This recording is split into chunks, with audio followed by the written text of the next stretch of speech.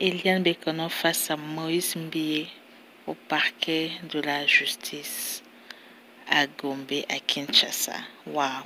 Cette affaire a eu des retombées comme jamais au précédent. Donc, voici Eliane, 17 ans, à l'époque fiancée à Christian. Et les parents l'ont même confirmé lors d'une interview sur les réseaux sociaux. Donc, elle vient à l'église, elle est détournée par le pasteur qui lui fait des avances et qui se met avec elle par la suite. Et selon elle, le pasteur compose même la chanson Ye Oyo pour elle. Mais puisque c'est un homme de Dieu, un chanteur chrétien, disons, il va donc le faire sous couvert, quoi. Donc, ils commencent leur romance idyllique, tout va bien, jusqu'au moment où Eliane tombe enceinte et le pasteur lui demande d'avorter. Alors là, elle se rend compte que cet amour n'est pas fait que d'eau, enfin, d'amour et d'eau fraîche, comme on dit. Alors, il envoie donc son homme de main qui n'est autre que son chargé de communication, je crois, Mireille Mukeni, qui selon les rumeurs serait également l'une des concubines du pasteur, pour donc accomplir la tâche. Alors, par la suite, ce qui s'est passé entre eux, ils sont les seuls à le savoir. Mais le déclic, c'est quand Peniel Samba, a.k.a. Peniel Kalambai, fait ses révélations ou ses aveux à propos de son mariage qui battait de l'aile depuis un certain temps. Alors là, Eliane se dit pourquoi pas. Moi aussi, je peux également révéler le secret que j'ai avec le pasteur maintenant qu'on n'est même plus ensemble et tout. Alors, elle commence les menaces de tout dévoiler. Par la suite, elle voit ces vidéos de nudes défiler sur les réseaux sociaux. Par conséquent, on assiste à un déballage de secrets compromettant pour l'homme de Dieu, sanctionné par une plainte contre lui au tribunal, au parquet de grande instance là. Voilà. Et donc, comme je disais, il faut aussi rappeler que le pasteur a fait un démenti lorsque tout ceci a commencé pendant l'un de ses sermons du dimanche à l'église où il a dit être victime d'un complot. On voit par la suite quelques jeunes, dont Jérémie, être incarcérés pour avoir volé et publié les images des nudes de la plaignante se trouvant dans le téléphone du pasteur. Là encore, il y a des points d'interrogation. Comment ces photos-là ou ces vidéos-là se sont retrouvées dans son téléphone alors que il a démenti toute implication et tout et tout. Donc voilà, des points d'interrogation.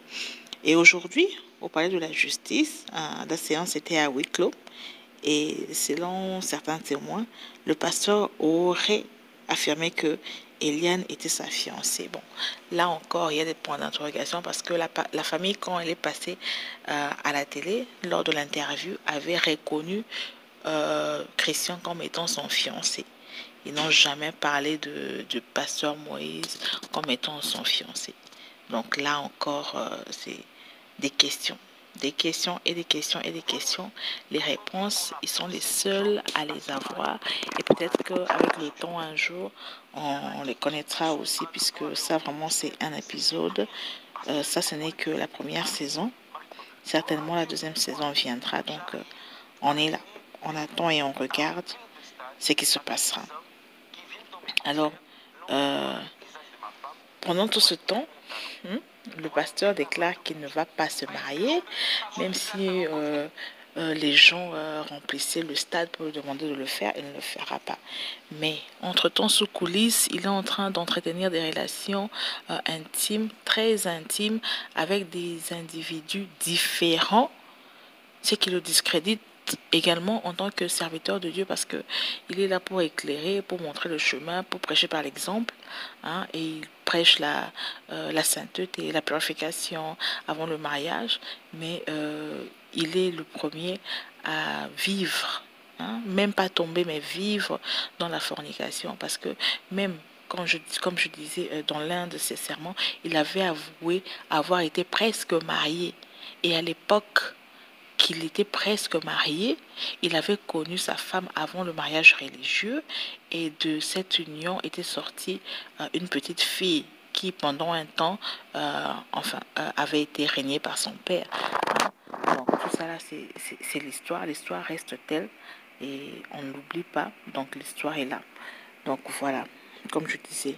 Donc il dit qu'il ne va pas se marier, mais il est là à naviguer de femme en femme, tout en pratiquant la fornication. Donc en tout cas, loin de nous la prétention de juger, hein, l'homme de Dieu entre guillemets, puisque c'est Dieu seul qui sait ceux qui sont vrais, ceux qui sont faux.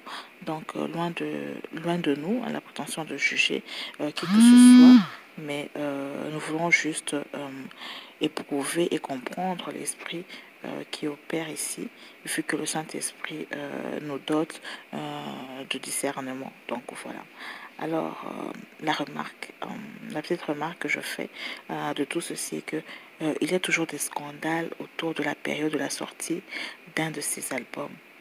Comme qui dirait, toute publicité est bénéfique, bonne ou mauvaise. Hein? C'est un bénéfice pour les affaires. Donc, enfin, j'ai un point de vue. Si j'ai un point de vue, disons, à donner dans toute cette histoire, c'est qu'il est peut-être temps que le fameux pasteur se marie pour éviter de servir son Dieu dans l'hypocrisie.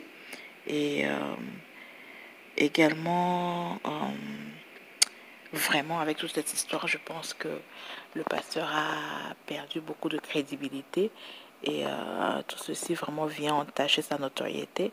Donc, quitte à lui de faire les choses bien, parce qu'il est toujours possible de se recadrer, hein, peu importe ce qu'on a fait. Dieu est un Dieu d'amour, de miséricorde. On dit qu'il est lent à la colère. Certainement que nous autres hommes, nous jugeons très rapidement et très facilement, mais peut-être que Dieu n'est pas encore dans un état de colère, donc il est encore temps pour lui de se recadrer, donc de faire les choses bien, hein, de faire les choses bien. En tout cas, pasteur, s'il vous plaît, arrêtez de les prendre au berceau. C'est pas intéressant. Vous êtes quand même un homme déjà mature. Prenez quelqu'un qui a également de la maturité, comme vous-même vous l'aviez même dit dans votre serment. Vous aviez trouvé une jeune fille. Elle n'avait rien de mal. Et le problème, ce n'était pas elle. Pourquoi ne pas retourner en arrière et sceller les choses avec elle, puisque de toute façon, il y a un enfant qui est sorti de cette union, comme même la Bible le déclare. Vous connaissez ça, peut-être la Bible mieux que moi, comme vous le proclamez souvent, mais la Bible déclare que réjouis-toi de la femme de ta jeunesse. Donc, il serait peut-être temps de repartir, de fixer des choses avec elle, parce que vouloir ou pas, c'est la mère de votre enfant. Donc, voilà. Dites-moi ce que vous en pensez en commentaire. N'oubliez surtout pas de vous abonner et de partager la vidéo. À la prochaine.